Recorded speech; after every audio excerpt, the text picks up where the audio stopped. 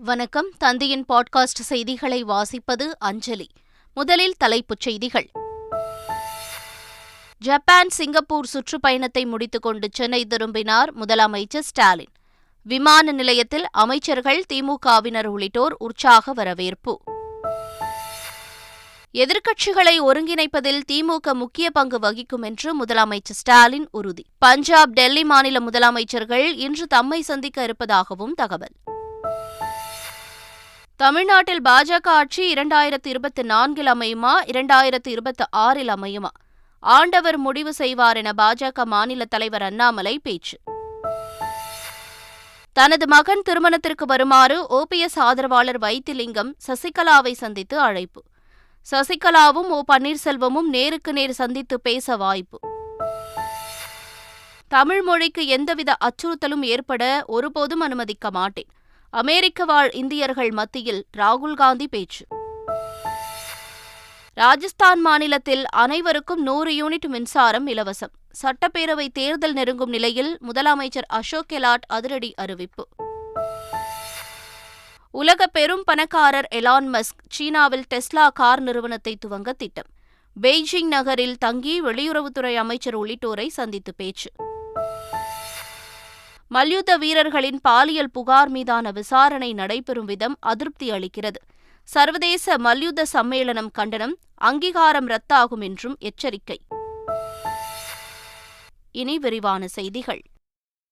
Singapore, Japan நாடுகளில் 9 நாள் சுற்றுப்பயணத்தை முடித்துக்கொண்டு தமிழக முதல்வர் ஸ்டாலின் நேற்றிரவு சென்னை திரும்பினார். விமான நிலையத்திற்கு வெளியே திரண்டிருந்த திமுகவினர் முதலமைச்சர் ஸ்டாலினுக்கு உற்சாக வரவேற்பு அளித்தனர். பின்னர் செய்தியாளர்களிடம் பேசிய முதலமைச்சர் ஸ்டாலின், ஜப்பான், சிங்கப்பூர் நிறுவனங்களுடன் 3233 கோடி ரூபாய்க்கு புரிந்துணர்வு ஒப்பந்தங்கள் கையெழுத்தாகியுள்ளதாக தெரிவித்தார். தமது வெளிநாட்டு பயணத்தை எதிர்க்கட்சித் தலைவர் எடப்பாடி பழனிசாமி விமர்சித்தது குறித்து செய்தியாளர்கள் எழுப்பிய கேள்விக்கு பதிலளித்த முதலமைச்சர் ஸ்டாலின், தன்னைப் போலவே பிறரையும் கருதி எடப்பாடி பழனிசாமி பேசியிருப்பதாக கூறினார். நாடாளுமன்றத்தில் நிறுவப்பட்டுள்ள செங்கோல் உண்மையான சோழ பரம்பரையின் செங்கோலாக இருந்திருந்தால் தமிழ்நாட்டுக்கு பெருமையாக இருந்திருக்கும் என்று முதலமைச்சர் ஸ்டாலின் கூறினார். மத்திய பாஜக அரசு வருமான வரித்துறை போன்ற விசாரணை அமைப்புகளை பயன்படுத்தி அச்சுறுத்தும் வேலையை தமிழ்நாட்டில் தொடங்கியிருப்பதாக வருமான வரி சோதனை குறித்து முதலமைச்சர் ஸ்டாலின் குற்றம் சாட்டினார். டெல்லி, பஞ்சாப் முதல்வர்கள் இன்று சந்திக்க இருப்பதாக கூறியுள்ள முதலமைச்சர் ஸ்டாலின், எதிர்க்கட்சிகளை ஒருங்கிணைக்கும் முயற்சியில் திமுக முழுமையாக ஈடுபடும் என்றார். காவிரி டெல்டா பாசனத்திற்காக மேட்டூர் அணையிலிருந்து வரும் 12ஆம் தேதி தண்ணீர் திறந்துவிடப்படும் என்று தமிழக அரசு அறிவித்துள்ளது. இதற்காக டெல்டா பகுதி விவசாயிகள் குறுவை சாகுபடி பணிகளை மேற்கொள்ள ஆயத்தமாகி வருகின்றனர். இதனிடையே புதுக்கோட்டையில் ஜல்லிக்கட்டு அமைப்புகள் சார்பில் வரும் 5ஆம் தேதி நடைபெறும் பாராட்டு விழாவில் முதலமைச்சர் மு.க.ஸ்டாலின் கலந்து கொள்கிறார். அதன் பின்னர் டெல்டா மாவட்டங்களில் நடைபெற்று வரும் தூர்வாரும் பணிகளை முதலமைச்சர் நேரில் சென்று பார்வையிட்டு ஆய்வு செய்யவுள்ளார். அடுத்த கல்வியாண்டு முதல் தமிழகம் முழுவதும் ஒரே நேரத்தில் அனைத்து பல்கலைக்கழகங்களுக்கும் இளங்கலை பட்டப்படிப்பு தேர்வுகள் மற்றும் தேர்வு முடிவுகள் வெளியிடும் நடைமுறை அமலுக்கு வரும் என்று உயர்கல்வி அமைச்சர் பொன்முடி அறிவித்துள்ளார். அவர் தமிழக அரசின் கட்டுப்பாட்டில் இயங்கும் அனைத்து பல்கலைக்கழக துணைவேந்தர்கள், அரசு உறுப்பு பொறியியல் கல்லூரிகளின் முதல்வர்களுடன் சென்னையில் ஆலோசனை மேற்கொண்டார். பின்னர் செய்தியாளர்களை சந்தித்த அமைச்சர் பொன்முடி, ஒரு கல்லூரியில் சேர்ந்த மாணவர்கள் வேறு கல்லூரிகளுக்கு மாற நினைத்தால் அவர்களுக்கான சான்றிதழ்களையும் கட்டணங்களையும் திருப்பி அளிக்க நடவடிக்கை மேற்கொண்டுள்ளதாக தெரிவித்தார். அறநிலையத்துறை சார்பில் தமிழகம் முழுவதும் உள்ள கோயில்களில் மேற்கொள்ளப்பட வேண்டிய திட்டப்பணிகள் குறித்து சென்னை நுங்கம்பாக்கத்தில் உள்ள அலுவலகத்தில் உயரதிகாரிகளுடன் அமைச்சர் சேகர்பாபு ஆய்வுக் கூட்டம் நடத்தினார். பின்னர் செய்தியாளர்களிடம் பேசிய அவர், அறநிலையத்துறைக்கு சொந்தமான 4500 கோடி ரூபாய் மதிப்புள்ள நிலங்கள் மீட்கப்பட்டுள்ளன என்று கூறினார்.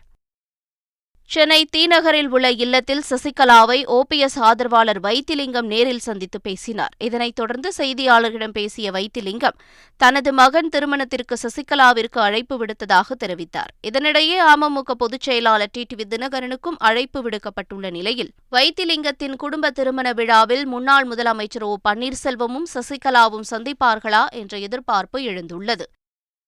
தமிழ்நாட்டில் அறம் சார்ந்த ஆட்சி அமையப் போகிறது எனவும் அது 2024ஆம் ஆண்டா அல்லது 2026ஆம் ஆண்டா என்பதை ஆண்டவன் முடிவு செய்வார் எனவும் தமிழ்நாடு பாஜக தலைவர் அண்ணாமலை கூறியுள்ளார். புதிய பாராளுமன்றத்திலே பேசப்பட்ட முதல் மொழி நம்முடைய தாய்மொழி தமிழ் மொழி. நமக்கு அப்பவே தெரியும் பாராளுமன்றத்திற்கு எப்ப செங்கோல் போச்சோ அப்பவே தமிழகத்தில் அறம் சார்ந்த ஒரு ஆட்சி அமையப் போகிறது என்பது நமக்கு தெரியும். 2024 அறம் சார்ந்த ஆட்சி அமையப் போகிறதா, 2026 அறம் சார்ந்த ஆட்சி அமையப் போகிறதா என்பதை மட்டும் ஆண்டவன் முடிவு செய்வார். தமிழ் மொழிக்கு எந்தவித அச்சுறுத்தலும் ஏற்பட ஒருபோதும் அனுமதிக்க மாட்டேன் என்று ராகுல் காந்தி தெரிவித்துள்ளார். அமெரிக்கா சென்றுள்ள காங்கிரஸ் முன்னாள் தலைவர் ராகுல் காந்தி கலிபோர்னியாவில் வெளிநாடு வாழ் இந்தியர்கள் மத்தியில் உரையாற்றினார். அப்போது கேள்வி ஒன்றுக்கு பதிலளித்த ராகுல் காந்தி, நமது அரசியலமைப்பின்படி ஒவ்வொரு மாநிலத்தின் வரலாறு, கலாச்சாரம், மொழிகள் ஆகியவை பாதுகாக்கப்பட வேண்டும் என்றார். பாஜகவும் RSSம் இந்த சித்தாந்தத்தையும் அரசியல் சாசனத்தையும் தாக்குதலுக்கு உள்ளாக்கியிருப்பதாக குற்றம் சாட்டினார். தமிழ் மக்களை பொறுத்தவரை தமிழ் மொழி என்பது ஒரு மொழியை தாண்டி மேலானது என்பதை தனிப்பட்ட முறையில் உணர்ந்திருப்பதாக ராகுல் காந்தி கூறினார். தமிழ் மொழி என்பது தமிழ் மக்களின் வரலாறு, கலாச்சாரம் மற்றும் வாழும் விதம் என்று தெரிவித்தார். தமிழ் மொழியை அச்சுறுத்துவது என்பது இந்தியாவின் சித்தாந்தத்தை அச்சுறுத்துவதற்கு சமம் என்று தெரிவித்த ராகுல் காந்தி, தமிழ் மொழியை அச்சுறுத்த ஒருபோதும் அனுமதிக்க மாட்டேன் என்று தெரிவித்தார். சென்னை அம்பத்தூர் தொகுதிக்கு உட்பட்ட கள்ளிக்குப்பம், புதூர், கொரட்டூர் பகுதிகளில் இரவு நேரங்களில் தொடர்ந்து மின்வெட்டு ஏற்படுவதாக கூறி பொதுமக்கள் சாலை மறியலில் ஈடுபட்டனர். மின்தடை குறித்து தொலைபேசியில் அழைத்தால் அலுவலர்கள் பதிலளிக்கவில்லை என்று கூறி கள்ளிக்குப்பத்தில் உள்ள மின்சார வாரிய அலுவலகம் முன்பு பொதுமக்கள் சாலை மறியலில் ஈடுபட்டனர். சில மணி நேரம் போராட்டம் நீடித்ததால் அப்பகுதியில் போக்குவரத்து பாதிக்கப்பட்டது. தகவல் அறிந்து சம்பவ இடத்திற்கு வந்த அம்பத்தூர் போலீசார் பொதுமக்களிடம் பேச்சுவார்த்தை நடத்தி சமாதானப்படுத்தி அனுப்பி வைத்தனர். விருதாச்சலத்தின் இலவச பயணத்திற்கு அனுமதி மறுத்ததாக கூறி மாற்றுத்திறனாளி பெண் தனது தந்தையுடன் சேர்ந்து அரசு பேருந்தை சிறைப்பிடித்து போராட்டத்தில் ஈடுபட்டார். பார்வையற்ற மாற்றுத்திறனாளி சௌந்தர்யா நெய்வேலி டவுன்ஷிப்பில் பணிபுரிந்து வருகிறார். இலவச பயண அனுமதி அட்டை பெற்றுள்ள அவர் தினம்தோறும் அரசு பேருந்தில் பயணம் செய்து வருகிறார். இந்நிலையில் நெய்வேலி டவுன்ஷிப்பிலிருந்து மதுரை செல்லும் அரசு பேருந்தில் பயணம் செய்தபோது அதன் நடத்துனர் இலவச பயண அனுமதி அட்டை விழுப்புரம் கோட்ட பேருந்துகளுக்கு மட்டுமே பொருந்தும் என்றும் மதுரை கோட்ட பேருந்துகளில் இலவச பயண அட்டைக்கு அனுமதி கிடையாது என்றும் கூறியுள்ளார். வீடு திரும்பிய சௌந்தர்யா தனது தந்தையிடம் கூறியதால் ஆத்திரமடைந்த அவர் விருதாச்சலம் பேருந்து நிலையத்திற்கு வந்து அங்கு நின்று கொண்டிருந்த ஒரு பேருந்தின் பின்புறம் அமர்ந்து சௌந்தர்யாவின் போராட்டத்தில் ஈடுபட்டார். தகவல் அறிந்து வந்த விருதாச்சலம் போலீசார் அவர்களை சமாதானம் செய்து அனுப்பி வைத்தனர். கரூரில் அரசு ஒப்பந்ததாரர் MC சங்கர் ஆனந்த் அலுவலகத்தில் பணிபுரியும் கரூர் வடக்கு காந்தி கிராமம் பகுதியில் உள்ள சோபனா பிரேம்குமார் வீட்டில் கடந்த 26ஆம் தேதி முதல் வருமான வரித்துறையினர் சோதனை நடைபெற்றது. 6 நாட்கள் நடைபெற்ற சோதனையில் சோபனாவிடம் பல கட்ட விசாரணைகள் நடைபெற்றன. இந்நிலையில் சோதனை முடிவடைந்து விட்டதாக அதிகாரிகள் நேற்றிரவு தெரிவித்தனர். இதனைத் தொடர்ந்து சோபனாவின் வீட்டிற்கு அளித்து வந்த பாதுகாப்பையும் விலக்கிக் கொள்ளுமாறும் காவல்துறை உயரதிகாரிகளை வருமான வரித்துறை அதிகாரிகள் கேட்டுக் கொண்டனர்.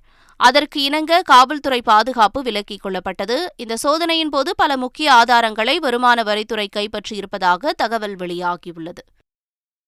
புதுச்சேரியில் நடைபெற்ற திருமண வரவேற்பு நிகழ்ச்சியில் தாம்பூலம் பையில் மதுபானம் வைத்து வழங்கப்பட்ட சம்பவம் அதிர்ச்சியை ஏற்படுத்தியுள்ளது.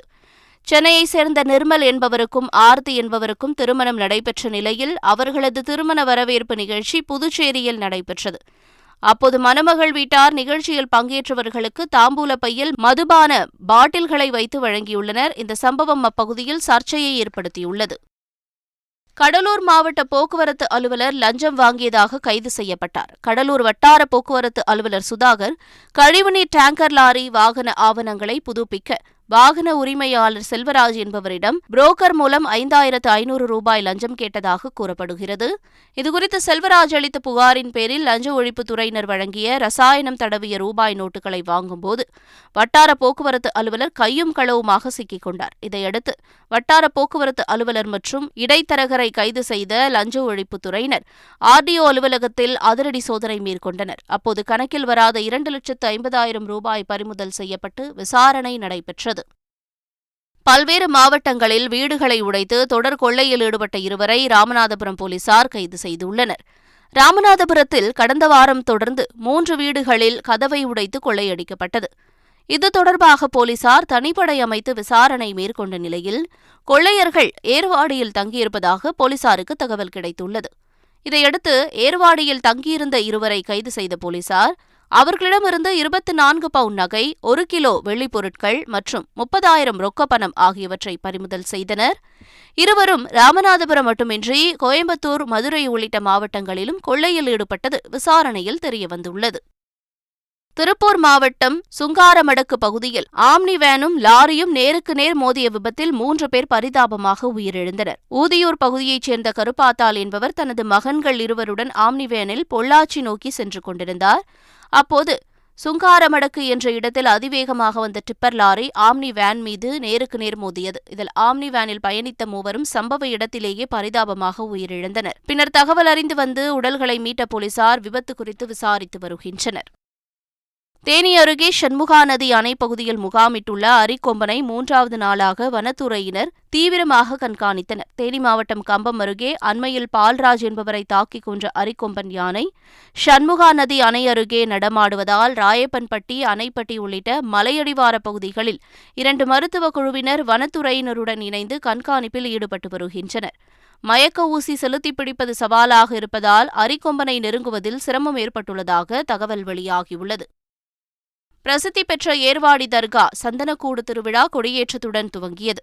முசாபிர் நல்ல இப்ராஹிம் மஹாலிலிருந்து நாட்டிய குதிரை நடனமாட பட்டத்து யானை பச்சை வர்ண கொடி சுமந்து 1 கிலோமீட்டர் தூரம் ஊர்வலமாக தர்காவை நோக்கி வலம் வந்தது. அதனைத் தொடர்ந்து தர்காவில் அமைந்துள்ள 70 அடி கொடி கம்பத்தில் பச்சை வர்ண கொடியை தர்கா பக்தர்கள் ஏற்றி வைத்தனர். இந்த விழாவில் ஏராளமானோர் பங்கேற்றனர். ராஜஸ்தான் மாநிலத்தில் பொதுமக்கள் அனைவருக்கும் 100 யூனிட் மின்சாரம் என அம்மாநில முதல்வர் அசோக் கெலாட் அறிவித்துள்ளார். மேலும் 100 யூனிட் மின்சாரத்திற்கும் அதிகமாக பயன்படுத்தியிருந்தால் முதல் 100 யூனிட்டிற்கு மின்சார கட்டணம் செலுத்த தேவையில்லை எனவும் அவர் அறிவித்துள்ளார். ராஜஸ்தான் மாநிலத்தில் சட்டமன்ற தேர்தல் நெருங்கும் நிலையில் இந்த அறிவிப்பு வெளியாகியுள்ளதும் குறிப்பிடத்தக்கது. மல்யுத்த வீரர்களின் பாலியல் புகார் மீதான விசாரணை நடைபெறும் விதம் அதிருப்தி அளிப்பதாக சர்வதேச மல்யுத்த சம்மேளனம் கூறியுள்ளது. இந்த விவகாரத்தை உன்னிப்பாக கவனித்து வருவதாகவும் மல்யுத்த வீரர்களுடன் இதுகுறித்து ஆலோசனை நடத்த திட்டமிட்டிருப்பதாகவும் சர்வதேச மல்யுத்த சம்மேளனம் வெளியிட்டுள்ள அறிக்கையில் தெரிவித்திருக்கிறது. இந்த விவகாரத்தில் நடுநிலையான விசாரணை நடத்தப்பட வேண்டும் என்றும் 45 நாட்களுக்குள் தேர்தல் நடத்தி மல்யுத்த சம்மேளன தலைவரை தேர்வு செய்யாவிட்டால் அங்கீகாரம் ரத்தாகும் என்றும் சர்வதேச மல்யுத்த சம்மேளனம் எச்சரித்துள்ளது. டெல்லியில் மத்திய தொழில் பாதுகாப்பு படையில் 9 ஆண்டுகள் பணிபுரிந்த 3 மோப்ப நாய்கள் ஓய்வு பெற்றன. இதையொட்டி அவற்றிற்கு பாராட்டு மற்றும் பிரிவு உபச்சார விழா நடைபெற்றது. இதில் மத்திய தொழில் பாதுகாப்பு படை அதிகாரிகள் மற்றும் வீரர்கள் கலந்து கொண்டனர். சிறப்பாக செயல்பட்ட 3 மோப்ப நாய்களுக்கு பதக்கங்கள் வழங்கி கௌரவிக்கப்பட்டன. பின்னர் அந்த மோப்ப நாய்கள் மலர்களால் அலங்கரிக்கப்பட்ட காரில் அழைத்து செல்லப்பட்டு பிரியாவிடை அளிக்கப்பட்டது. மறைந்த பிரபல பின்னணி பாடகர் KKவுக்கு கொல்கத்தாவில் சிலை வைக்கப்பட்டுள்ளது. பல மொழிகளில் திரைப்பட பாடல்களை பாடியுள்ள KK என்கிற கிருஷ்ணகுமார் குன்னத்து கடந்த 2022ஆம் ஆண்டு மே மாதம் 31ஆம் தேதி மாரடைப்பால் காலமானார். அவரது 1ஆம் ஆண்டு நினைவு நாளையொட்டி கொல்கத்தாவில் உள்ள குருதாஸ் கல்லூரியில் KKவுக்கு சிலை வைக்கப்பட்டுள்ளது. அக்கல்லூரியில் நடைபெற்ற இசை நிகழ்ச்சியில் பாடிக்கொண்டிருக்கும் போதே மயங்கி விழுந்து KK மரணமடைந்தார் என்பது குறிப்பிடத்தக்கது. பாடகர் KK தமிழில் பல பிரபலமான திரைப்பட பாடல்களை பாடியுள்ளார். சீனா சென்றுள்ள உலகின் பெரும் பணக்காரரான எலான் மஸ்க் நாட்டில் தமது டெஸ்லா கார் தயாரிப்பு நிறுவனத்தை தொடங்கும் முயற்சியில் தீவிரமாக ஈடுபட்டுள்ளார். பெய்ஜிங் நகரில் உள்ள நட்சத்திர ஹோட்டலில் தங்கியுள்ள அவர் பாதுகாப்பு படை வீரர்கள் படை சூழ தமது டெஸ்லா காரில் புறப்பட்டு சென்றார். முன்னதாக சீன வெளியுறவுத்துறை அமைச்சரை சந்தித்து பேசிய எலான் மஸ்க் டெஸ்லா கார்களுக்கு பேட்டரி சப்ளை செய்யும் சீனாவின் மிகப்பெரிய கார் பேட்டரி தயாரிப்பு நிறுவன தலைவரையும் சந்தித்து பேசினார் என்பது குறிப்பிடத்தக்கது. மீண்டும் தலைப்புச் செய்திகள். ஜப்பான், சிங்கப்பூர் சுற்றுப்பயணத்தை முடித்துக்கொண்டு சென்னை திரும்பினார் முதலமைச்சர் ஸ்டாலின். விமான நிலையத்தில் அமைச்சர்கள், திமுகவினர் உள்ளிட்டோர் உற்சாக வரவேற்பு. எதிர்க்கட்சிகளை ஒருங்கிணைப்பதில் திமுக முக்கிய பங்கு வகிக்கும் என்று முதலமைச்சர் ஸ்டாலின் உறுதி. பஞ்சாப், டெல்லி மாநில முதலமைச்சர்கள் இன்று தம்மை சந்திக்க இருப்பதாகவும் தகவல். தமிழ்நாட்டில் பாஜக ஆட்சி 2024 அமையுமா, 2026 அமையுமா? ஆண்டவர் முடிவு செய்வார் என பாஜக மாநில தலைவர் அண்ணாமலை பேச்சு. தனது மகன் திருமணத்திற்கு வருமாறு OPS ஆதரவாளர் வைத்திலிங்கம் சசிகலாவை சந்தித்து அழைப்பு. சசிகலாவும் ஓ பன்னீர்செல்வமும் நேருக்கு நேர் சந்தித்து பேச வாய்ப்பு. தமிழ் மொழிக்கு எந்தவித அச்சுறுத்தலும் ஏற்பட ஒருபோதும் அனுமதிக்க மாட்டேன். அமெரிக்க வாழ் இந்தியர்கள் மத்தியில் ராகுல் காந்தி பேச்சு. ராஜஸ்தான் மாநிலத்தில் அனைவருக்கும் 100 யூனிட் மின்சாரம் இலவசம். சட்டப்பேரவை தேர்தல் நெருங்கும் நிலையில் முதலமைச்சர் அசோக் கெலாட் அதிரடி அறிவிப்பு. உலக பெரும் பணக்காரர் எலான் மஸ்க் சீனாவில் டெஸ்லா கார் நிறுவனத்தை துவங்க திட்டம். பெய்ஜிங் நகரில் தங்கி வெளியுறவுத்துறை அமைச்சர் உள்ளிட்டோரை சந்தித்து பேச்சு. மல்யுத்த வீரர்களின் பாலியல் புகார் மீதான விசாரணை நடைபெறும் விதம் அதிருப்தி அளிக்கிறது. சர்வதேச மல்யுத்த சம்மேளனம் கண்டனம், அங்கீகாரம் ரத்தாகும் என்றும் எச்சரிக்கை. இத்துடன் பாட்காஸ்ட் செய்திகள் நிறைவடைந்தன. வணக்கம்.